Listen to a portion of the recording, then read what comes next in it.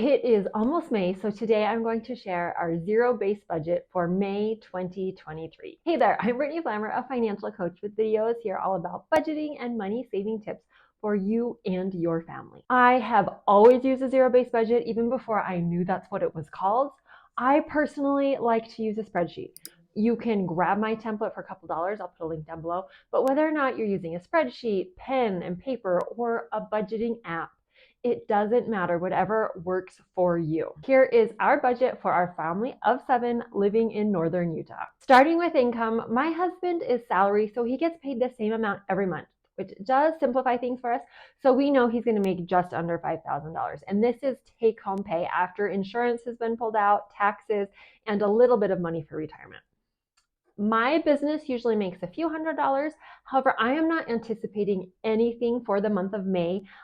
This month I was testing out a membership with other financial coaches with a bunch of resources, and I think I am going to go ahead and do it. And if I pay for the year up front, it is a lot cheaper.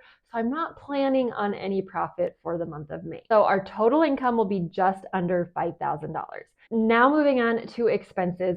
This looks very similar month to month. I simply copy my budget from April and then I use it for May, but I make a few tweaks because there are different holidays, different things every month. So it looks very similar. I just make a few changes. Tithing is, I expect to be around $825. We pay 10% off of our gross income. So if we make more, then I'll pay more, but it's usually somewhere around $825. Our mortgage is fixed and automatically withdrawn at $1332. Our electricity, I'm putting it at $30. We have solar panels. It has been winter here. We got a foot of snow just a couple weeks ago. It's snowing right now. So I don't know how much sun we'll get. So I'm guessing around $30. Our natural gas is not fixed, but we do an average for the 12 months. So for an entire year, every single month it's the same. The end of that 12 months, they'll readjust. And so then the next 12 months will have the exact same payment. It's really helpful because it's hard when you have a bill that's $200 one month and $20 the next month. So I like having it averaged like that. I mentioned this in other videos. We've had so much snow here, they have not measured. So for the last 5 months, our bill has been the same. I am hoping in May that they will be able to actually measure the meters. So we'll see. I'm just putting it at 105 because that's about what it's been the last few. Life insurance, this is fixed. This is my term life insurance. We pay monthly, so it's exact. For car insurance, we pay monthly. A lot of people pay every 6 months. Our insurance lets us pay monthly with no extra charges. So I like to do it monthly, and it's usually right around $97. Phone bill, this is fixed, $30 for both my husband and I for our cell phones. Internet, this is also fixed at $62 per month. Our city has mentioned that there are more options coming, so I'll be looking into that, but for right now it's fixed at $62 a month. Gas for our cars, May, the only holiday in May is Memorial Day weekend. We will actually be traveling. We'll be leaving the country with our family before that. So for the most part, it's just a normal month for us. I'm keeping it right at about $250 for the month.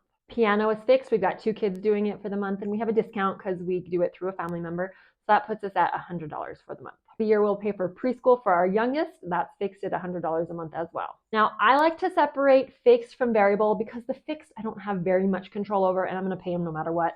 The variable expenses, I have a lot more control. So I personally like to separate them. You don't have to, you don't want to, just come here and delete that section right there. Moving on to our variable expenses. Groceries is the biggest one, and I have gotten so many comments on how we keep our grocery budget so low. I have it at $680 for our family of 7. This includes groceries and really all consumables, bathroom, cleaning supplies, chicken food, all of that stuff goes into our grocery budget. I get asked all the time how we keep it so low. I recently shared a video, 25 tips to help you save on groceries. I'll have it playing at the end right up there if you're interested in that. Eating out, $25. I know that is a lot less than most. Eating out just isn't a big deal for us. We gave it up when my husband went back to grad school because we couldn't afford it. So we never ate out. So now my husband and I eat out once or twice a month. And we like to do things that are like fast casual restaurants where we don't have a server, where we take it to go, things like that. So if we use coupons, find deals, sometimes we'll share a meal if it's really big. So we can usually get 2 meals eating out for both of us at $25. Miscellaneous, $25. It's always good to have a miscellaneous category. I have not had one in the past because our grocery budget was always so high we had enough wiggle room. But now with the cost of things going up with inflation, we spend most of our grocery money on groceries. So I've added a miscellaneous of $25. Kids money, we pay our kids if they do all their jobs. So we pay them up to $50 a month. Um, they don't usually all do all of their jobs to earn all $50, but some months it's pretty close. My personal money is $25 a month. My husband also gets 25, but we move that into a totally separate account for him. I do most of our shopping, so I lump it in with all these expenses because when I'm out of the store, I grab something for myself. And babysitter, $25 a month. That's not very much, but our oldest two are old enough they actually can babysit for other people. So we have them babysit for us and we pay them a little. Sometimes we don't pay them anything. That's just part of their job being in the family. Other times we do pay them. For example, tonight we'll be at a viewing and we're going to be gone for several hours. I'll have to put the kids to bed. We'll pay them for that because they're doing a lot more than just their sibling duty. So our total variable expenses is $830 for the entire month. I find it's easier for me when I break up these expenses into weeks instead of months. That works for me. So with 4 weeks, I would have 207. I should look at the calendar and see if there will be 4 weeks or 5 in May. Okay, I'm glad I thought about that. May has 5 weeks, so I'll only get 166 a week, which is not as fun as 207, but I know that, so I'm prepared. Next, I would track our debt. We don't have any debt except our mortgage, and I've already accounted for our mortgage payment, so I don't worry about debt here. This would be more for credit cards, student loans, things like that, and we don't have any of that. Okay, now let's move on to our savings or our sinking funds. This is what helps me keep our budget on track. Almost all of our expenses are very similar month to month because we have all of these sinking funds. We do have our emergency fund, which is fully funded, so I'm not planning on adding anything to that. My husband gets his own personal money of $25 a month, but then also we put $25 towards his bike maintenance, and I put that all into his separate checking account. He has a debit card for that. So when he has bike expenses, he pays for it out of that. And when he wants anything of his own, he pays for it out of that account. And life insurance, this is for his term life insurance. We recently increased his, so he's at $1 million policy, and we pay it yearly because we get a discount, but we put aside the $69 every month so that when it's time to pay for the year, we have the full amount already. House maintenance, I've got 25 set aside there. We have a little bit of cushion in there. I don't have the beginning balances here because April's not over as I'm filming this. So I have to wait for the end of the month till I know the beginning balances for May. So at the end of May, I'll copy and paste from April to have accurate numbers. But we do have some in our house maintenance fund just for the regular expenses that come up with owning a house and having a monster yard. Vacation is $150. We thought we had our vacation fully funded, but my husband and I have a trip to go to South Africa, just the two of us. We're visiting, my parents are serving as missionaries there, and we're going to visit them. And we planned on doing it next year, but we've moved it up. So now we're trying to put as much towards our vacation fund as we can, which means we're not putting anything towards our house updates because that's kind of bottom of the barrel. We're not making an extra mortgage payment this month because we're putting that money towards our vacation. Clothing, we like to put $50 every month in there so that when we have the money, when we have the expense, we need to buy stuff. Gifts, $25. Now, May for us, we finish school at the very end of May.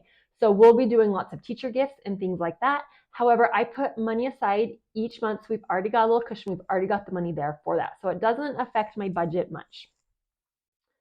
Medical, this is a new sinking fund for us. I am having a bunch of dental work done. You can see my hole there that this summer will finally be finished with an implant.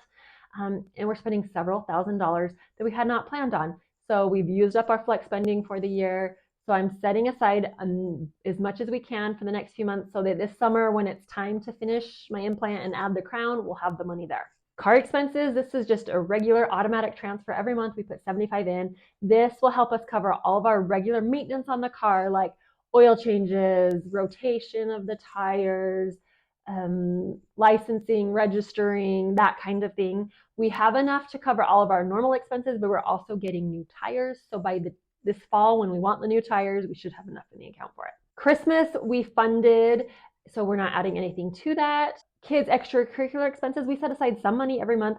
So when we have those non-monthly expenses that come up, we've got funding for it. This summer, we have one son that'll be doing a soccer camp, and we'll probably sign a couple of our kids up for swim lessons, our younger ones. So we have the money when it's time for that. I don't know exactly how much we need. So we just put, right now it's $50 a month in there. And Roth IRA, we have some money taken out of our paycheck for retirement, and that goes into my husband's Roth IRA.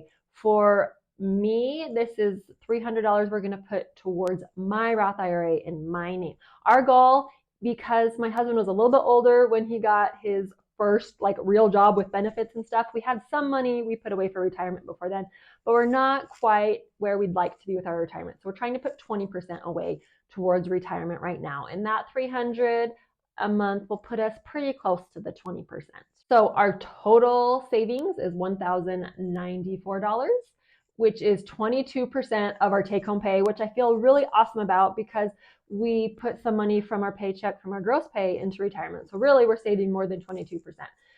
But total money out is just under $5,000, but you can see we have $12. Now I am going to put that zero-based budget is to bring it, the goal is to bring it down to zero. So I am going to put that, I think, into our clothing. I'll go ahead and add that there. So now we're down to zero because with our family taking a trip, we're going to Ecuador this summer. And with it being summer, there are just some things that our kids need. And I'm sure we'll buy, we want some rain jackets, things like that we don't have on hand for everyone. So the extra money in our clothing fund will be helpful. Video I mentioned playing right up there. Otherwise, make sure you are subscribed and hit the bell so you get notified. At the end of the month, I will have a budget report showing you the exact numbers that we actually spent, how it compared to our budget for the month. Thanks so much for watching. I'll see you in the next video.